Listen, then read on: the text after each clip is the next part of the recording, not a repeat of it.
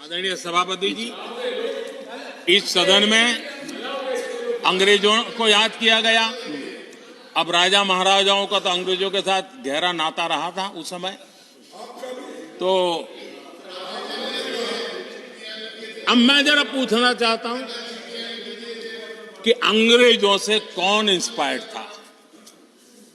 मैं तो ये तो नहीं पूछूंगा कि कांग्रेस पार्टी को जन्म किसने दिया था, ये तो मैं नहीं पूछूंगा। आजादी के बाद भी देश में गुलामी की मानसिकता को किसने बढ़ावा दिया?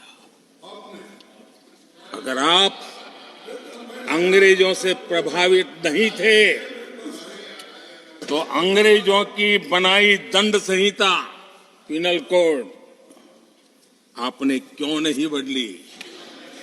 आदरणीय सभापति जी, अगर आप अंग्रेजों से प्रभावित नहीं थे तो अंग्रेजों के जमाने के सैकड़ों कानून क्यों चलते रहे? आप अगर अंग्रेजों से प्रभावित नहीं थे तो लाल बत्ती कल्चर, ये लाल बत्ती कल्चर इतने दशकों बाद भी क्यों चलता? अगर आप अंग्रेजों से प्रभावित नहीं थे तो भारत का बजट शाम को 5 बजे इसलिए आता था क्योंकि ब्रिटिश पार्लियामेंट का सुबह शुरू होने का समय होता था। ये ब्रिटेन की पार्लियामेंट के समय के अनुकूल शाम 5 बजे बजट की परंपरा क्यों चलाए रखी थी आपने? कौन अंग्रेजों से इंस्पायर था? पर आप अंग्रेजों से प्रेरित नहीं थे तो हमारी सेनाओं के चिन्हों पर आज भी गुलामी के प्रतीक अब तक क्यों बने हुए थे? हम एक के बाद एक हटा रहे हैं।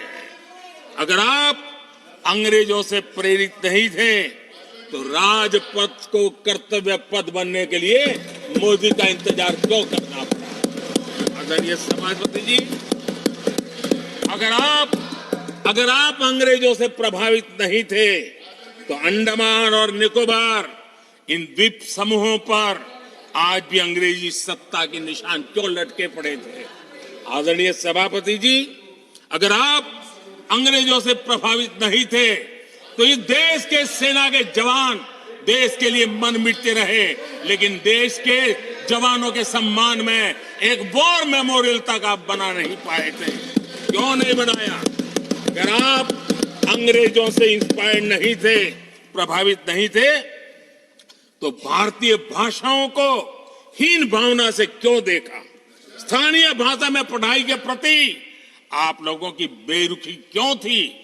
आदरणीय सभापति जी, अगर आप अंग्रेजों से प्रेरित नहीं थे तो भारत को मदर ऑफ डेमोक्रेसी बताने में आपको कौन रोकता था? आपको क्यों महसूस नहीं हुआ कि दुनिया में?